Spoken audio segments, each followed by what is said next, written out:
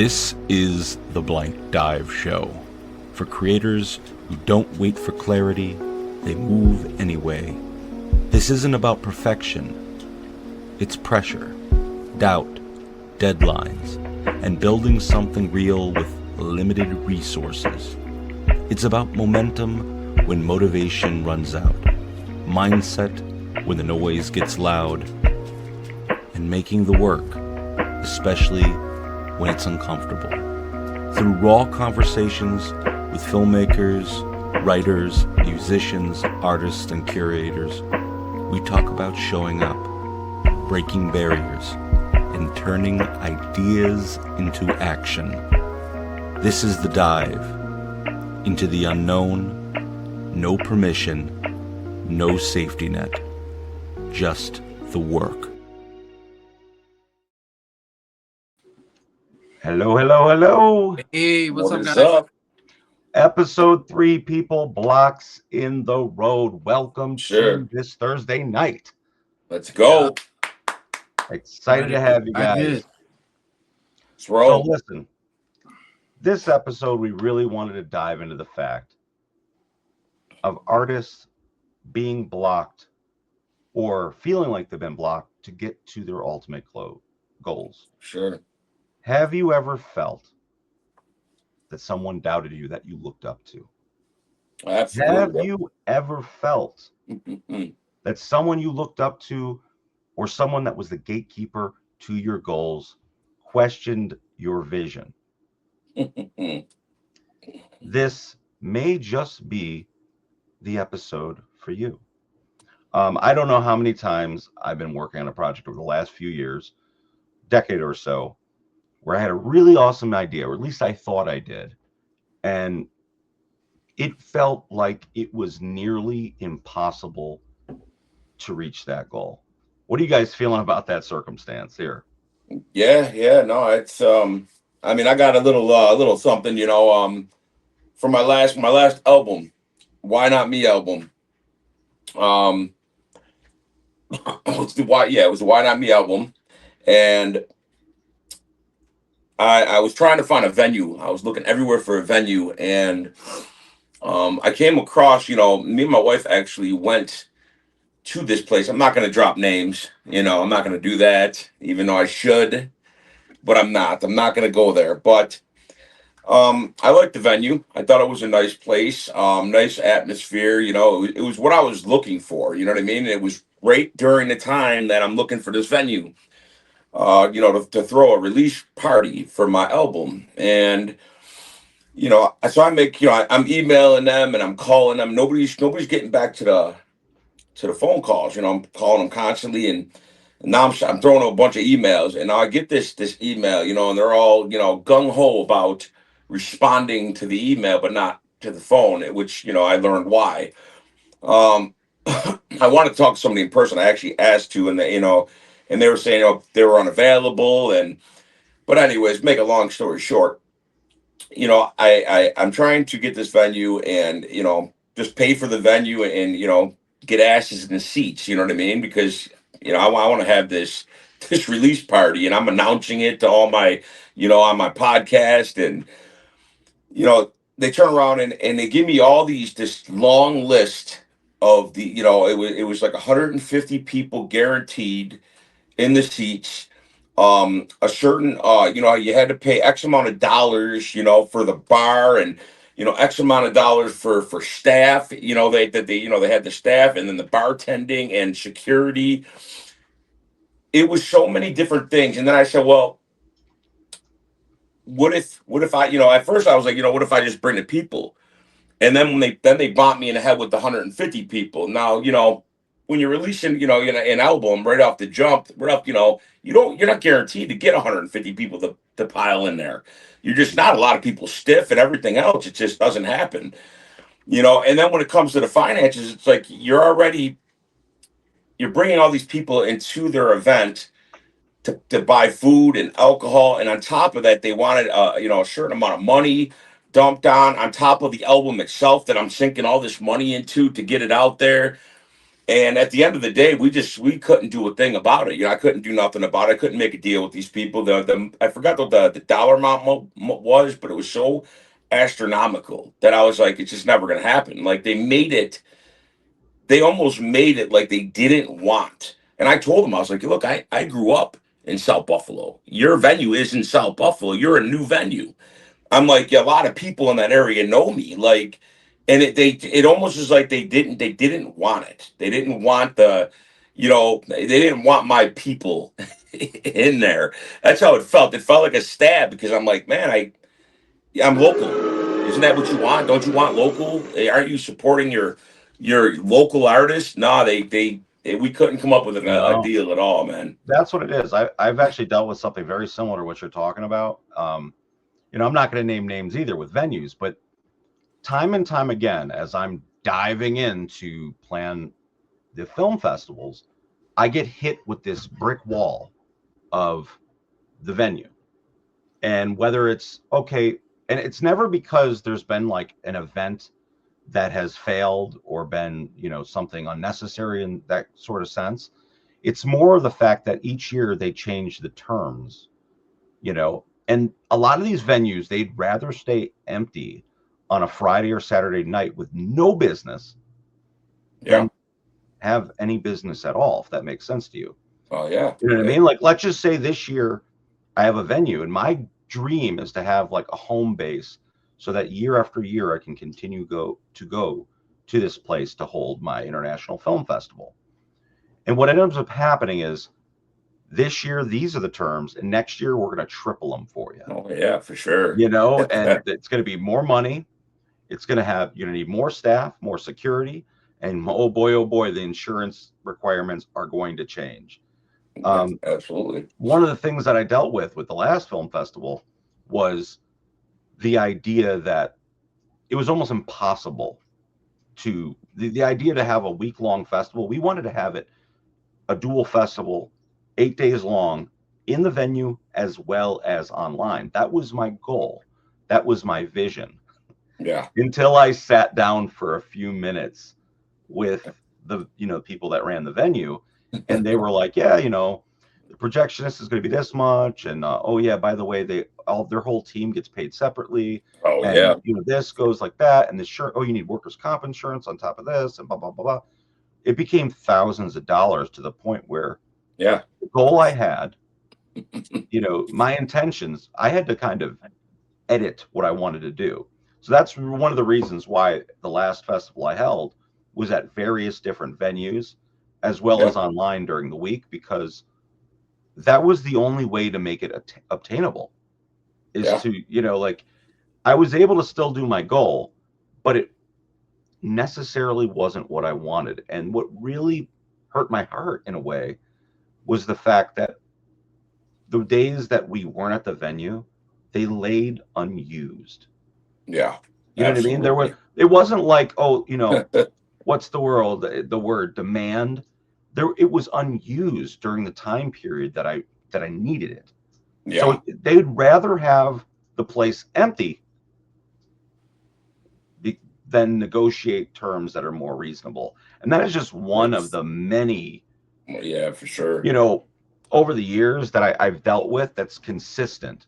That's a consistent issue I have, and even initiating doing a film festival going back over a decade.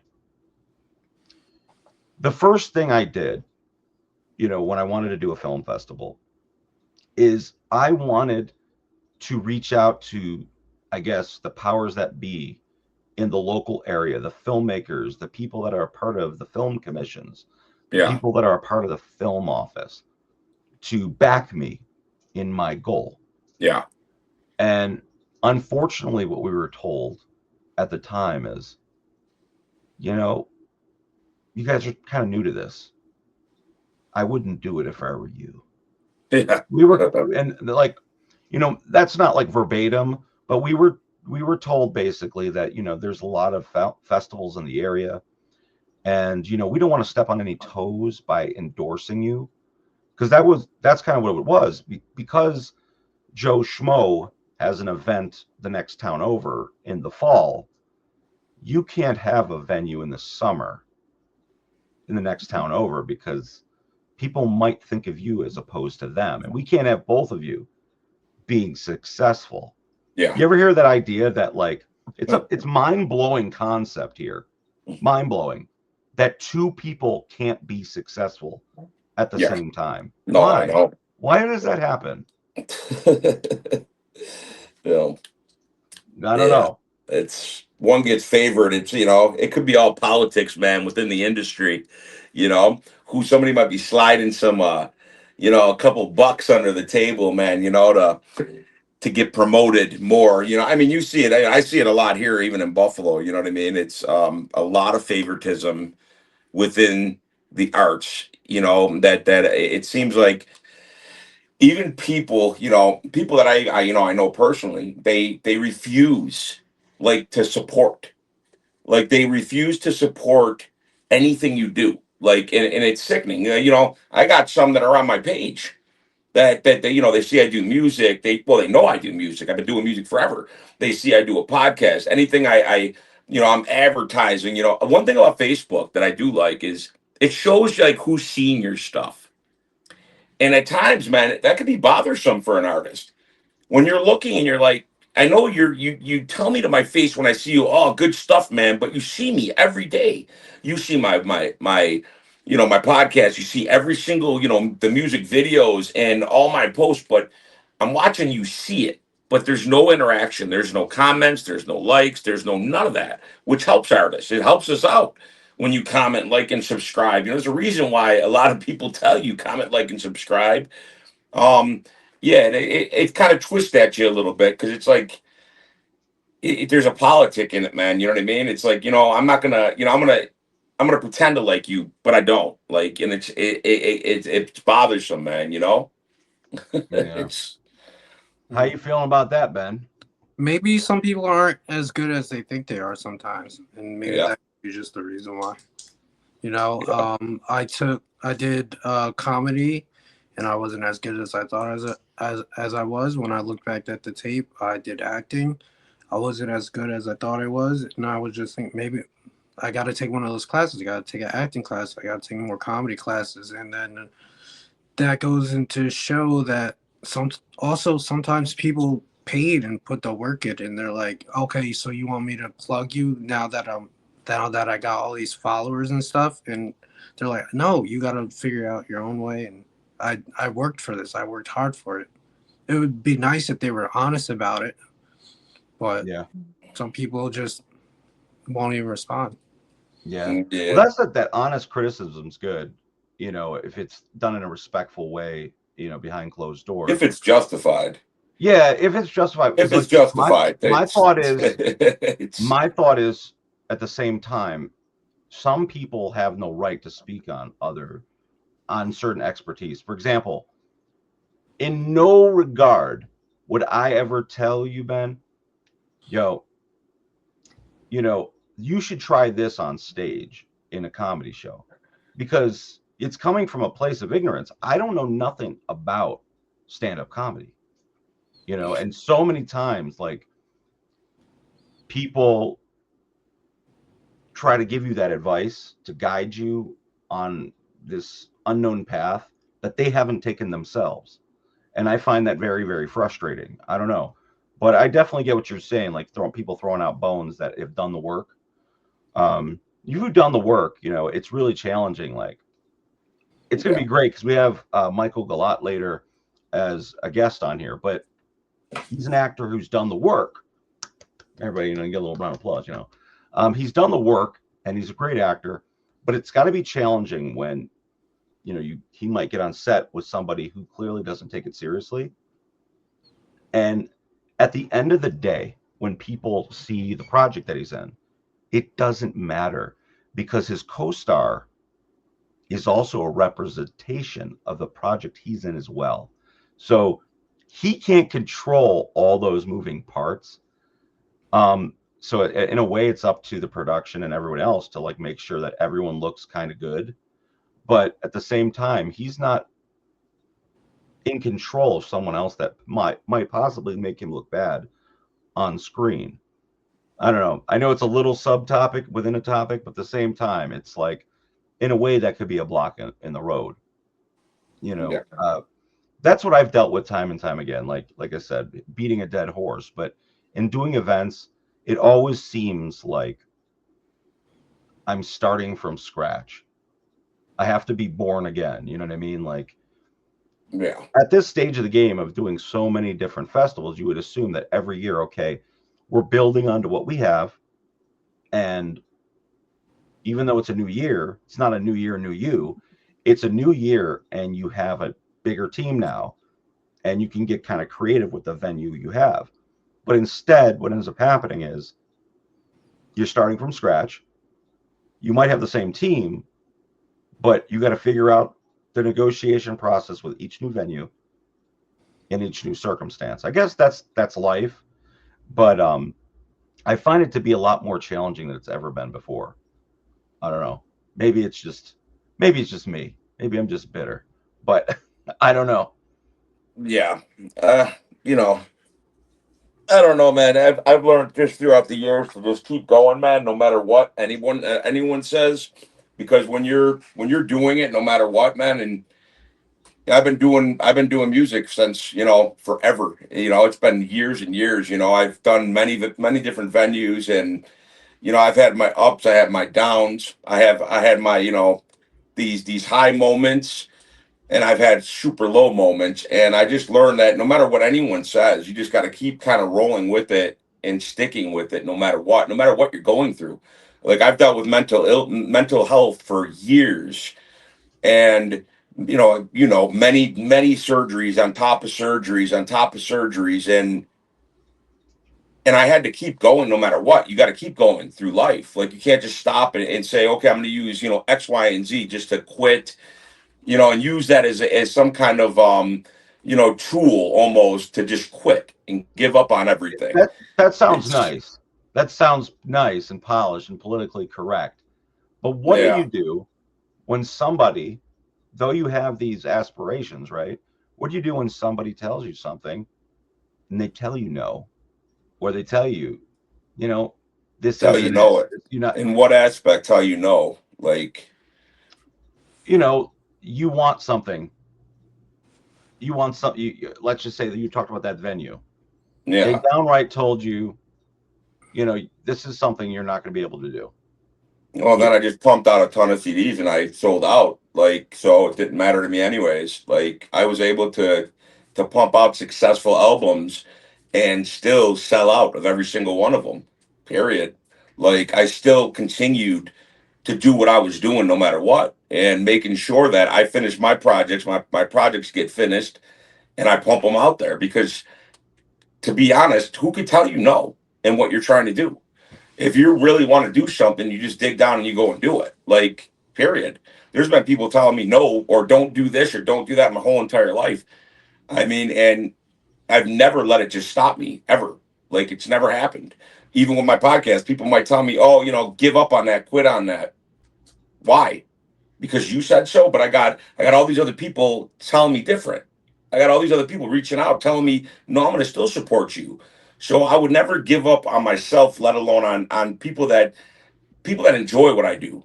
You know what I mean? It's like when you got support, it overweighs the people that deny you and tell you no. Like, it's I a don't lot of know. times though. It's the people that have that type of power, though. That's kind of where I'm Yeah. at. It's for example, if it was a little easier, to push your work out there and get your work out there, I feel like a lot more people would be, I want to say, successful. Because the thing is, going back to kind of what Benny was saying, is some people might not be as good as they think they are. There is so many much more talented people than the ones who have success, if that makes any sense.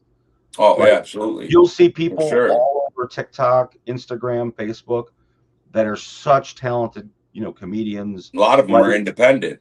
Yeah, these independent people, but Some they don't have that following. They don't have that support system. But of them do. talent, Some of them do. I mean, look at like what is this? What the heck is his name? Anthony Oliver.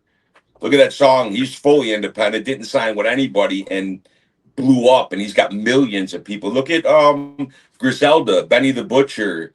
in Buffalo, and I mean they're huge and they're all independent. Like, and they did it because they were denied. I mean, period. They were denied and they hustled and hustled and they made it happen. And they're great at what they do. There's some of the top rap artists, I believe, and they did it all independently because they worked hard and believed in themselves for years. Yeah, I feel I like mean that's my belief in it.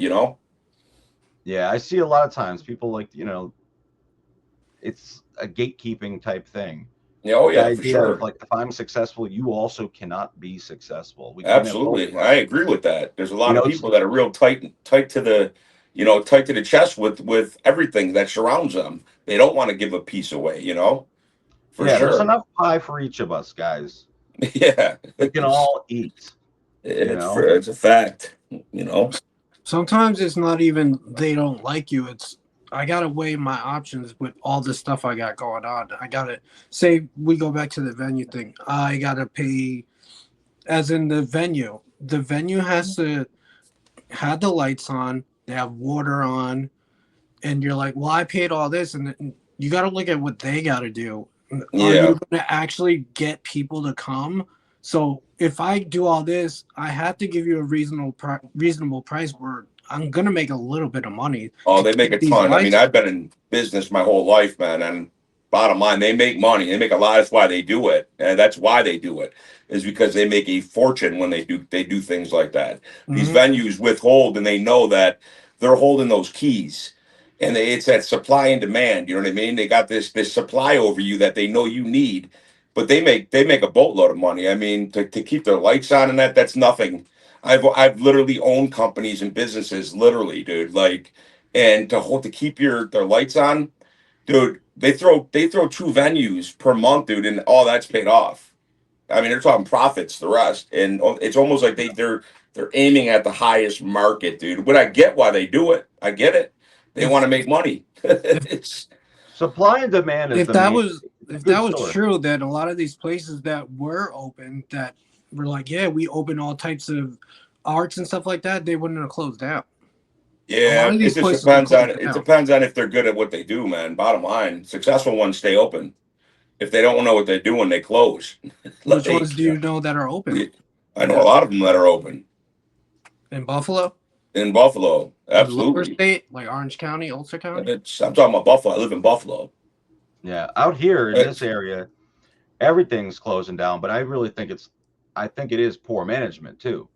Um, People, when they say, oh, people don't want to do things, I have a very large network of people that throw events and want to do events, and they're excited about this type of stuff.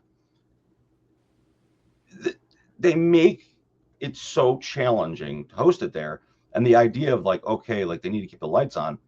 Well, you like, I'll give an example. I did an event. A bunch of people came to the theater in this town, and right across the way, this place was opened, but they refused. They were open till the event closed at 9 o'clock. They refused to stay open an extra hour to fill their restaurant with customers. exactly. That's thousands of dollars that they just said no to. Now, Yeah. mind you, that's like, I want to say that's stupid business, but they couldn't get a person or a couple of waitresses to stay an extra hour. Maybe not, but it was an instant no. So it's a And food place. You you still got to think about like, okay, are we gonna have enough product for tomorrow? If we leave it open for these people and then we cook all this stuff, they don't even eat it all. I mean, they probably don't care that about that part that much as long as they get the sales. But then like I said, then there's the lights. It's not it's I had to pay this much for the lights all the time. Is it worth it? And then there's the sense of what was I gonna say? I forgot what I was gonna say. There was another point that I was gonna make. Oh yeah, like security. What if these people come in and trash the place? What if do we I need mean, what if security anyone here? does? Like the word "what Yeah. if" anything. Like for Pay example, for that. what if at noon, 500 people come to a restaurant? The same, you call the police. Um, Then And they you probably close. you pay have for it LLC. anyways. They You probably got have to an pay LLC for it. You living got in to put a liability. security down. You pay for all that. You put a security down when you sign these contracts with these companies. You put a security deposit down. So that money's gone. That's a risk that I would take. I don't want to lose my money at the end of the day. So I'm gonna make sure that my people don't trash the place because I want my money back at the end of the day. So you got to Yeah. put that security deposit down, and that's what these events they try to do that with me. They want you to put a big security down in case people trash the place, but it's a Exactly. lot of money. Like you're Also, talking about, insurances. yeah, it's And I crazy. understand like sometimes it might not happen, but like you said, it could happen at any time. Yeah, And it could, it having could. this place where it's a bunch of new people, and say they had like many things happen before, and they're like, well, we can handle this one. This is mini. We just call the cops, or we just kick this drunk guy out, or something like that, or girl. But I like, imagine if a bunch of new people are coming, and then a bunch of more new people are coming, and they're like, we don't know these people like that. We don't. They're from out of town. yeah. You What I gotta. will You say, gotta I will add think what you're about that sometimes. saying. What you did say, I'll add to. I think what you're bringing up brings up a good issue is that sometimes, not just talking about venues, but people have, let's just erase the idea of venues, but people have misconceptions of over what one person did, and they give a blanket statement to everyone.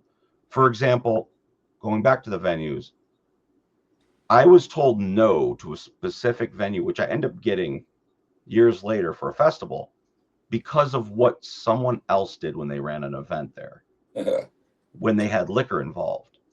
When they had liquor involved, they had underage drinking. They had a lot of security issues. The police kept on getting called. Even though liquor wasn't, I've never really held an event where liquor was like the center of the equation. Like I've sometimes had liquor at events. This is one of those circumstances where, because of what they've dealt with before, they weren't willing to take a risk on an artist trying to do something new. They were like, yeah, because at the end of the day, business, that's the problem. I'm looking at this in an art sense, less than a business sense. My whole idea is getting the word out and getting exposure for my work as well as other artists. Like the idea is to bring people together. And I believe that at the end of the day, art is transformative. It crosses lines. You could turn a song on and people from all over that don't know each other will get on the dance floor and dance. Like you can have a restaurant that serves, certain ethnicity food, and people from all over will enjoy it. And you're embracing their culture. So it's like a beautiful thing. So that's kind of where I'm at, is like people not willing to take that risk, Yeah, to go forward. You know what I mean? Like that's kind of where I'm at with it. But yeah. yeah, it's Listen, challenging. art isn't a business, but at the same time, it is. That's what it is nowadays. It's just the reality of it. And money talks. If you got the money, you put up the money, and then you get what you want. That's the world we live in. Yeah. Yeah. I will say I prefer the low budget indie films over the blockbusters any day.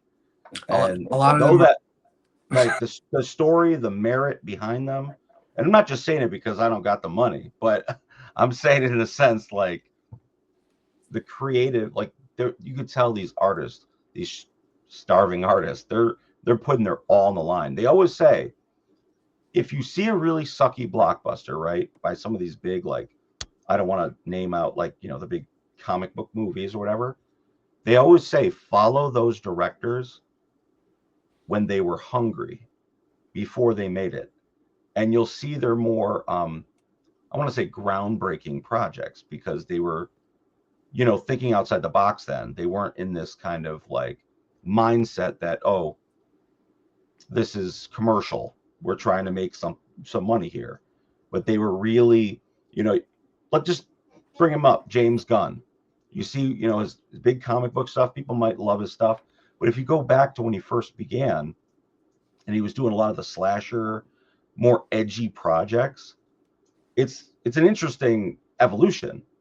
And it goes on and on again. It just shows you how money does talk, but it also in a way castrated him, in my opinion. Yeah, for sure. It puts He's them a in a lot of them, box. like, they got money, but he's castrated. He's got all these big companies. If you say the wrong thing in this movie, They have this Oh, very yeah. he doesn't have creative control anymore. No. He lost that when he signed that check. But I don't know. That's the risk. That's the risk. Yeah. Like I mean, you he's said, probably living life. He's got his risk. feet dipped in the sand right now and in the ocean, and he's smoking a cigar with his little drink in his hand. But That's why I love the independent, man, you know? I do Independent agree with artists, you man. I on love it, you know?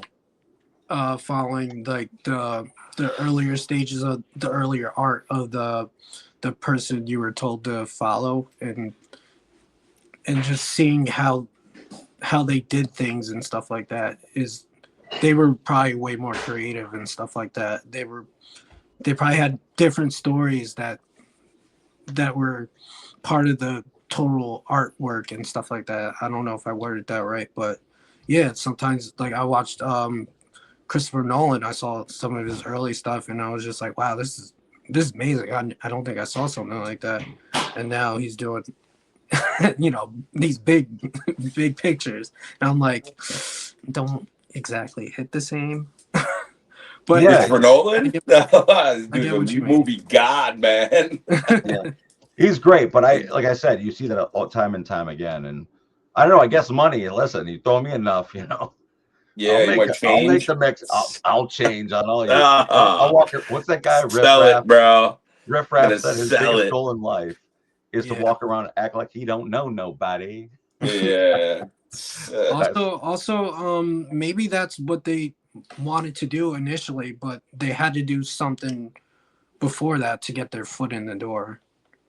Like maybe the guy that was doing the superhero movies, he always wanted to do that. He loves superheroes, but he couldn't. He had to find a way to get to that.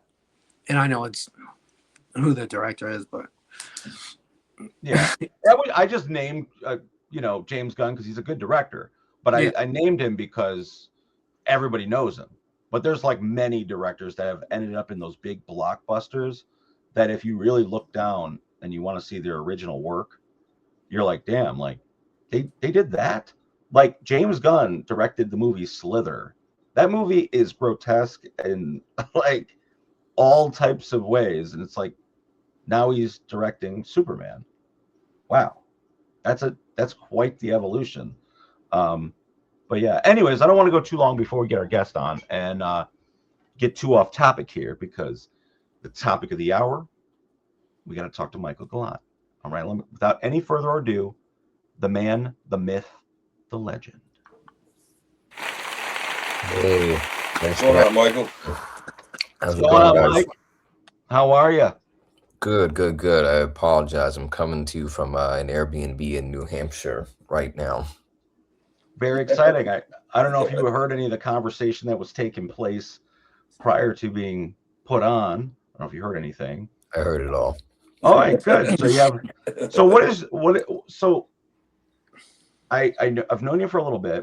All right, we made a movie, Where the High Ends, and it's currently in post-production, which I'm very excited for you to see and for the world to see, hopefully later this year.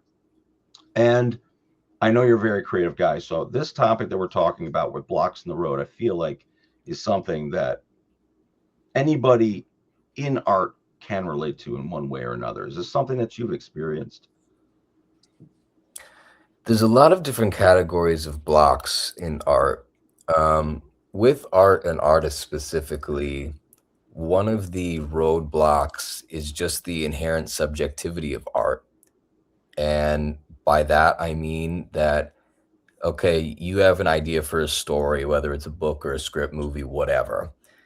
It is like so important to you that you're like, I got to get this done before I die. And people who've had that kind of experience know what I'm talking about. It's like, I can't leave the earth before this thing gets out. Right. But so, okay, so you could work on that for years and years. You finish it, to blood, sweat, and tears. And then you put it out, you show it to somebody and they go, I'm not messing with it. I don't like that. And their reaction is not wrong, because a reaction is just a reaction. If they don't like it, they don't like it. So, there have been times where, again, these things that I felt super passionately about, sometimes it's a script, sometimes it's a book. I've sent them out to people. You guys are talking about kind of the powers that be, sent it out to publishers or agents, whoever, and they just go, yeah, it's just not for me. I don't like it. And the resentment is there because, everybody wants to be told that they're doing the best job in the world, but it's just one of those, it's even more frustrating almost than somebody like being antagonistic, because it's indifference, and indifference is, there's nothing to be done about indifference. So that's one of the things. Another thing is that kind of the overall current thought stream that I have with roadblocks is, as I'm sure you guys do, the bitterness and resentment of people telling you no, or people kind of getting in your way, or people not giving you the time of day. That's always going to be there. It's inside of me. I'm sure it's inside of you guys, and I totally get it. And the thing is, it's not going away. It's always going to play in the background. But kind of in the last couple of years, I've had to have conversations with myself where I say, if I spend my energy and thoughts on the external resentment I have for people who are not letting me do something, and if I spend the same amount of time on the resentment I have towards myself for not improving and putting roadblocks on myself, which one is going to be more fruitful, more efficacious? And for me, it's putting that energy on myself, right? Because I've put in, I've done a lot of great things that I'm proud of, but I've also put a lot of roadblocks in my way. I've been lazy. I haven't taken opportunities that I could have had. And I think the biggest one that I put on myself is when people say no, when people, deny an opportunity or whatever, I've said to myself, all right, well, then I'm going to stop. And although, yeah, the rejection is coming externally, and that is a challenge, and I'm certainly not going to deny the existence of that, me not saying, well, hey, I just got to find another way, that's the bigger obstacle in my mind. So my kind of current mindset is I try not to think of those things as walls. Yeah, they're annoying. Yeah, it would be better if they're not there. Yeah, it would be better if people would, give creative people opportunities. I'm not even just talking about myself, but, opportunities, funds, right? You and I can talk about independent movies till we're blue in the face and the challenges of producing that. The resentment and the bitterness, like I said, that's still going to be there. But my biggest challenge would be not saying, okay, I just got to find another way to do it then. And maybe my dreams aren't going to look exactly the way that I thought they would. But one, I would rather have a different version of my dream than nothing at all. And two, I'll use the example of this summer, right? Take any actor, right? And actors face countless rejection every day. And I don't mean that as like wah. It's it's part of life, and I love living life, but you get rejected every day. Any actor that you talk to, I'm sure their dream is, okay, you go to school and then you go out to one of the big markets, and pretty soon you do a TV show, then you do a movie, then you're a movie star and you win awards and you earn millions of dollars and all that kind of stuff. That would be like kind of a cliche dream of an actor. And I want to understand why they would want to do that. But what I realized is going along the road of I'm going to do my best, and when something doesn't go my way, I'm going to pivot in another direction. I received a message one day on castingnetworks.com, and it said, hello, my name is Charles Marinaro, and I am hosting an anniversary screening of my film Savior. I did not know that this was going to pop into my life.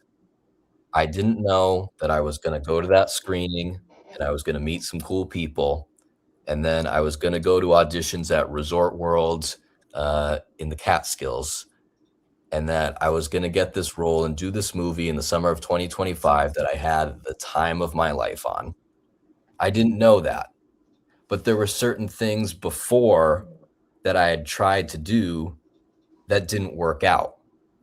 And if I had said, all right, well, people aren't letting me do that, then what's even the point of trying? I wouldn't have submitted to wear the high ends on casting networks. And I wouldn't have taken the chance to go to this anniversary screening. And then I wouldn't have had this experience that, like, I can't stress enough, was just like, Charles, I don't think I've told you before, but, you know, we usually film on the weekend. And then as we were going along, we filmed over what, like 11 weekends? Yeah, But, something like that. you know, it was a few months. It felt like a long time. Yeah. And I really treasured that because whenever I would leave on Sunday to go back home, I wanted to get back immediately, right? So Monday, the first thing I would do whenever work ended, I would go, okay, I'm learning my lines for the next scenes for next week. And I just couldn't wait to get back there. All this is to say is that the rejection and the obstacles are annoying and they're unfair. And I will never deny that they're emotionally taxing, because they are. But me personally, I have tried to put more of the focus on what obstacles am I putting on myself? Because if I put my energy into those, I'm going to get more reward, if that makes sense. Oh, absolutely. I think what you said, you said a lot there that made a lot of sense. And I think the really important thing for me to understand, and from you, is how do you take that energy, that, you know, rejection, and how do you transform it into something for yourself? Like, what do you personally do? Sure. I can tell you, first off, for a long time, it took me years to get there. There were many years when, if I faced a challenge like that, I would just kind of shut down and wouldn't kind of bounce right back up. And I think what kind of changed that is humans inherently kind of, I'm not going to phrase this right, so forgive me for what I'm about to say, but humans kind of like to throw little pity parties for themselves. Like, even though you're feeling negative, there are times when you kind of like want to feel bad about yourself. But at a certain point, like, I just got tired of that. And I just had this kind of attitude shift where, and I'm not saying I'm still not petty when I get rejected and everything, because I definitely am. But when I don't get this role that I want, or somebody doesn't like the script that I wrote, I just go, I got to put something in that like empty hole, right? I got to do something positive with that. So I can give you a couple of different examples, right? You know, because I do a few different things in the acting world. Apply to a dozen jobs every day. Sometimes I get audition requests, self-tape requests, whatever. A lot of times I go for either, you know, an interview or a second audition with the creative team, and then that doesn't work out. And, you know, you guys were talking before about honesty and about feedback and all that kind of stuff. In the acting world, it's really funny because when you're an actor, people just lie to you constantly. Like like they tell you good job when they don't really mean it. They tell you that they really like you and they want to work with you, and then, you know, you never hear from them. Like, a lot of it's just untrue. In fact, the most like common form of rejection message you can get is, hello. Sometimes they put your name, sometimes they don't. Thank you for your interest in the project.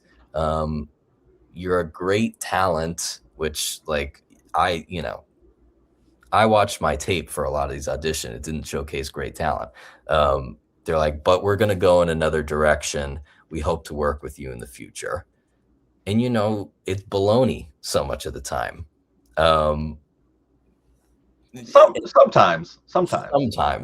Sometimes not.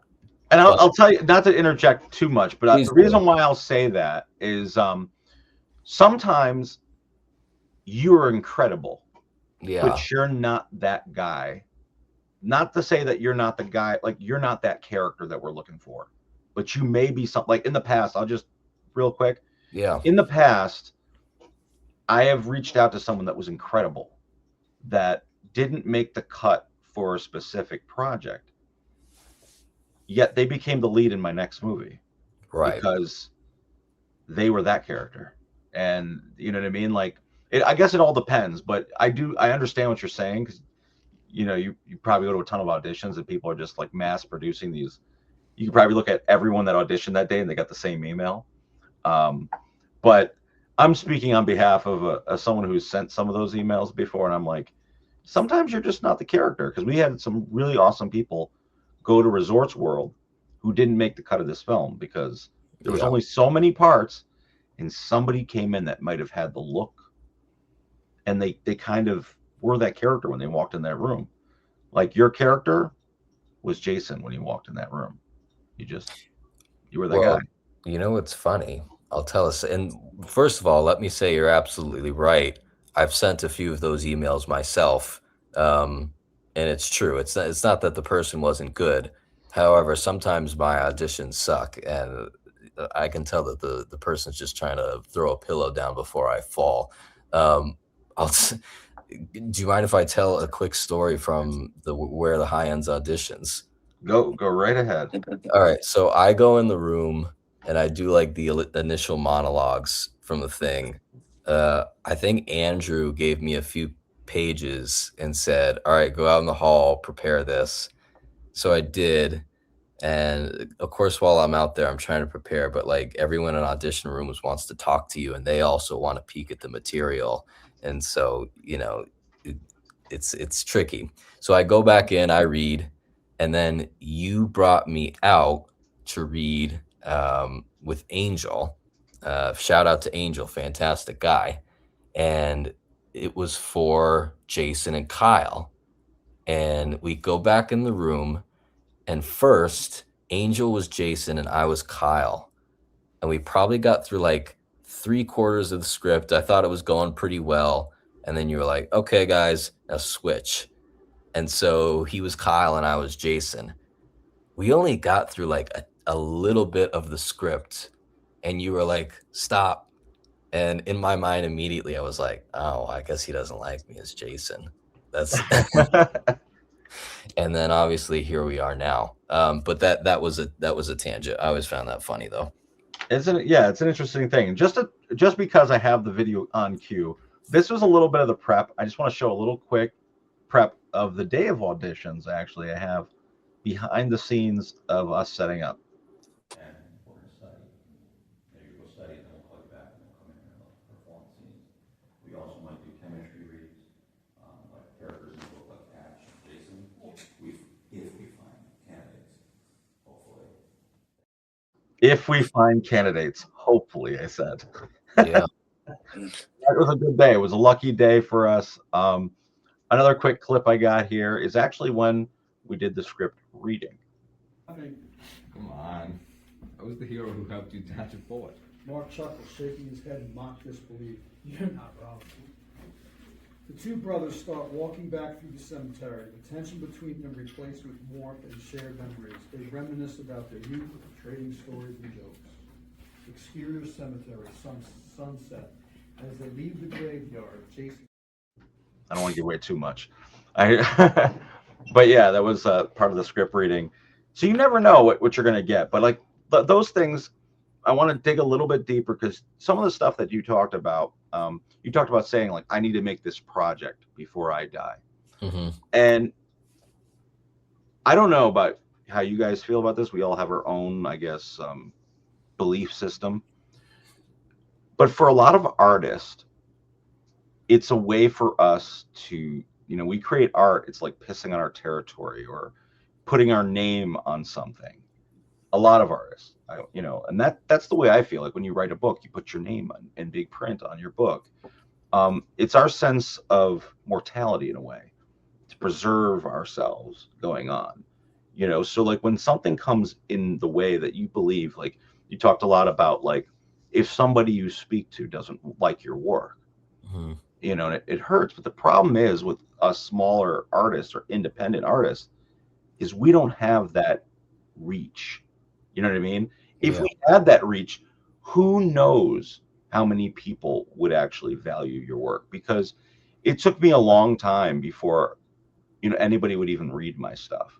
I had to put myself out there. That's one of the reasons why I make films, I cast myself. I had to push myself out there for people to even care, you know. And I think, you know, that's a big challenge nowadays because people have to put themselves out there. You put yourself in a very vulnerable situation, up for criticism, and you don't know what the universe is going to give you back. It's an unfair trade, I guess. Yeah, I mean, I feel the same way. It is particularly frustrating when you give so much of yourself, right? Whether you're a director, a writer, an actor, or a painter, or whatever, you are giving so much of yourself when you show somebody your work. Music, you know, music, anything. You put your heart and soul into it, and then somebody who didn't put anything up, goes, "Meh, whatever." And it is particularly frustrating, but one kind of way, again, the last couple of years that I've kind of flipped is, this is just going to sound really morbid, but I'm just, can I be real on the podcast? Why not? Yeah, jump at it.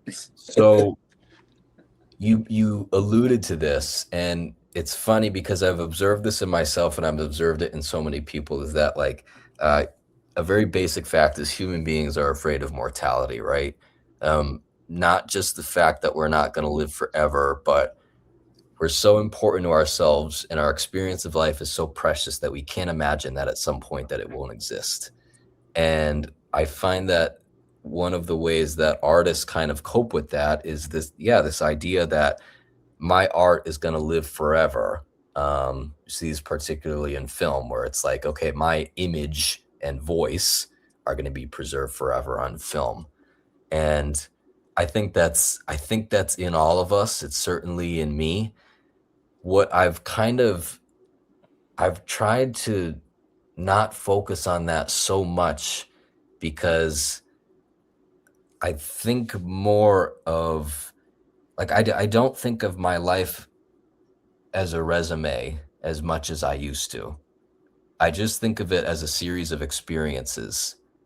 And so I've had to shift my thinking about art as, you know, the success stuff and the business stuff that still exists. That's still in the realm.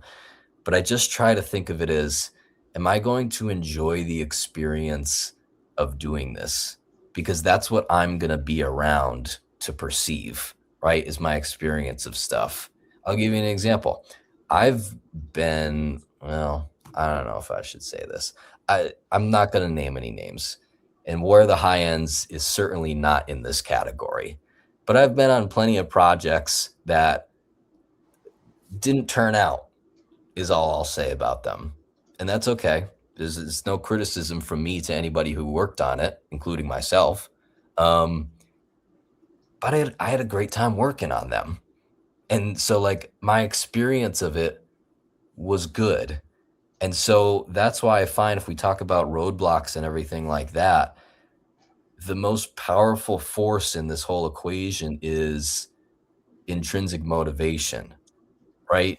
If you don't have fans that are clamoring for your next movie, album, whatever, if you don't currently have the financial backing to get you going, do you have that intrinsic motivation? Is there something inside of you that says, I want to go through the experience of doing this anyway, just to do it, right? Even if it doesn't pan out, even if people don't like it in the way that I think, I'm not going to say those things are secondary to me now, because it does matter. It does matter in building your profile, building in your career. It certainly does matter. But there's always a separate part that is just, it's just about the experience of the thing. And the results are somewhat out of your hands. Not so much, but not all, if that makes sense. Absolutely. I think it definitely makes sense. I think we did touch on this on an earlier episode where we were basically saying, like, you know, you got to set your own goals for yourself and know what your intentions are. You know, for me, it's always about telling my story.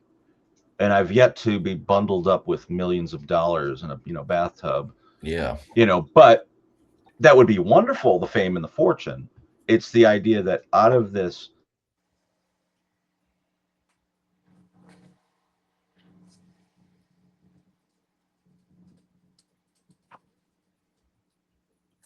We lose you? Oh, okay. I thought maybe that was just me. No, it's. I think he blanked out. Yeah, maybe I'll come back in a second. Yeah, I hope so. Oh man. Duh. So, what are the projects you're working on now? Well, so I'm acting in this thing for the week, but I'm producing my own movie, and you know that's been interesting because my creative partner and I are trying to go the super professional route where it's, you know, we submit it to production companies, see if we can get funding. And I can't say too much about it, but it's not the kind of movie that costs, you know, even $5 million. You can get it done pretty inexpensively. Um, but, you know, it is going to be kind of one of those fork in the road moments where it's like, if we get a backer, the It's movie's gonna going to happen look, or it's not gonna happen. it's Like, going to look much different. But the kind of the way that we combated that is we said, okay, yeah, it can go this way, and you know, somebody could back us, and we'll have a certain amount of insurance and security in knowing that someone is behind us. But we said, hey, if that doesn't work out, then we just got to do it ourselves. yeah, And absolutely. that's kind of the crux of what I was saying before, is that, like, yeah, this way is going to be nice if we have support. Yeah, It's for sure. going to be better. Yeah. But it's got to get done either way. It's got to get done either way. But wouldn't that be compromising your original goal? Yes, but that's just how life goes. Okay, I'm fine with that, because before you were saying something similar to that, and I was like, maybe you could still, like, I wanted to write, say you wanted to write a book and you wanted to get it published through one of those publishers, like the famous ones and all that. You Sure. want it to be number one. You have a lot of big goals, but instead you're like, you find out you're a screenwriter. This is like a good movie or something like that because you submitted it, or somebody submitted it for you, and they were like, yo, this is a good movie. I like this.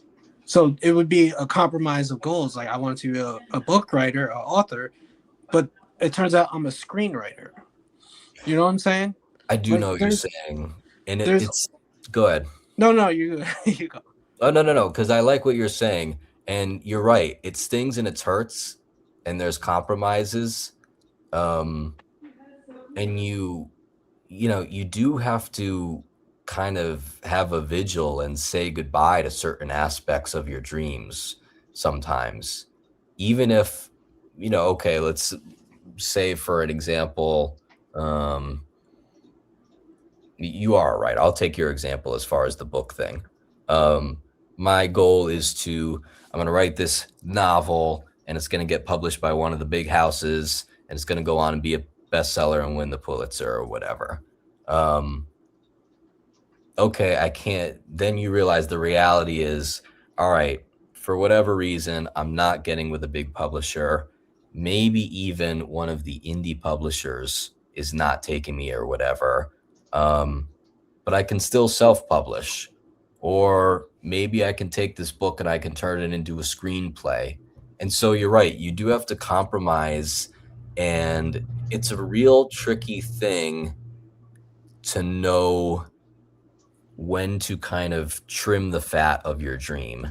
And what I mean by that is, when do you say to yourself, okay, I think maybe if I just hold out a little bit more and I push a little bit more, I can get this the way that I want, versus saying, I think it's time where I'm going to continue forward with this project, but it's not going to look the way that I originally envisioned. Obviously, that's a case-by-case basis, and it's different for everybody. It's different for everybody in every situation. but yeah, it is sad. I mean, it involves a lot of heartache. But You don't stop. exactly, You just don't what stop. Yeah, you can't stop. You you got to can't keep stop. pushing. Then your only option is to wallow. It's quitting. Yeah, you just quit then and give up. Like, So, adding to both of your points, and I know we're at the hour, but I enjoy the conversation that's taking place. Adding to that conversation is similar. I wrote a book. I sent it to the classic publishing houses, and you get those, and you have to wait a very long time. A lot of people doesn't tell you how long you have to wait. It's true. You could wait years for responses, and I was getting endorsements from famous authors, which I actually used on my book, but I wasn't getting publishers to respond at all, or they were denying me after a long period of time. So I chose the self-published route. Mm-hmm. And in doing so, that is when I was in control a lot more. And, whether that's a financial control and also creative control, as opposed to when you go to a publisher, they work with you. So in my mind, I felt like I had failed at the time once I went that route. But at the same time, I realized I had more control. So sometimes in the moment, we don't realize that some of these, what's the word you guys used? Changes to your original plan. Right. What was the word you guys used? Compromise. Sorry. So yeah, the original compromise that upset me. That hurt my heart. I was like, yeah, people aren't going to take me seriously. But the thing is, times are changing. A lot of people are going the self-published route, whether that's through independent film, whether that's through published, writing. They're going through the self-published route because they want more control. And at the time, that wasn't something I saw. My narrow vision was like failure. But I wanted my story told, and I didn't want it to be irrelevant by the time it was, done. So I guess we have our own path, because some people would still view that as a failure. But I'm a firm believer, as you're seeing technology and you're seeing how things are going between a lot of companies, is that a lot of creative avenues are going to be like a self-made route. That includes music too. A lot of these independent artists are, we were talking about AI and we're talking about all this stuff now. The negatives of AI that we were talking about in last week's episode, there's positives of AI where it kind of mixes your music for you. There's positives of AI that cuts the clips to these videos, to these podcasts. There's positives and there's negatives. The creative ones are bad, but the ones that assist you to make your project doable, that's another thing. Like, I don't know. It's kind of how I feel about that, but I don't know about how you guys are feeling. But there's some of those compromises that happen that you don't see in the moment. I think you raise a great point. And, I'm not sure how much time we have left, but kind of before we end, to anybody listening, I certainly don't mean to say don't feel sad, don't feel disappointed and all that kind of stuff, because listen, I think everyone on this podcast right now completely empathizes and feels with the disappointment that you're feeling. It is real.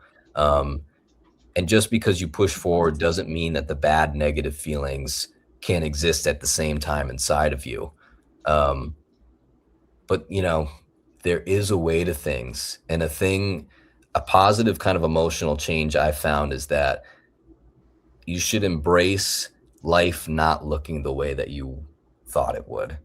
Right. I've been on a ton of projects just as an actor, right? Not even counting the other stuff I do, but just as an actor, I've been on a ton of projects and I've been blessed, and I feel so grateful just to be on every set and meet all the wonderful people that I have. And I didn't ever think that I would have ever been on any of them. They all just kind of popped into my life, and they were unplanned, and I just kind of went with it. And I went, this is better than most of the things that I could have thought of doing. Plus, like, it's boring if you know how everything's going to happen. It's like reading a book you already read. Reading the end of the book. Yeah. Exactly. Oh shit! I better end it now. I just want to say before we leave, Michael, you're a talented guy. You're a gem, and You you're too. awesome to work with. I hope we get to see you more. Oh, I feel the Honestly. same way. This was where the high ends. I'm sure anybody listening knows about it, but anybody who does not, I said this in the exit interviews that we were doing at Simon's house. When you watch a movie, there is the movie, the 2-hour thing that you see on the screen. And the other story of the movie is the production of the movie. And that's the thing that nobody ever gets to see. It's always condensed to a list of names at the end. And, that's how movies are. That's okay. But I can just speak for where the high ends. It was an incredible time with talented, kind, giving people. I wish that I could just give people a sprinkle of what it was like. But unfortunately, you're just going to have to take my word for it. But I'm Well, just thankful to have been on it. I've been in several of my brother's movies, man, and I hope one day, man, I get to meet you in person, and we can get on the same screen together. Oh yeah, I think that'll happen. For sure. Well, thank you so much, Mike. This was awesome. We hope to do it again in the future, and we'll be in touch very, very soon. All right. Thanks, guys. Peace. Thank you guys for watching this episode. I hope you guys got a lot out of it. I know we got dived into the topics like we always do. And join us next Thursday at 7 p.m. sharp for the very next episode. You guys don't want to miss it. Dive in. Peace.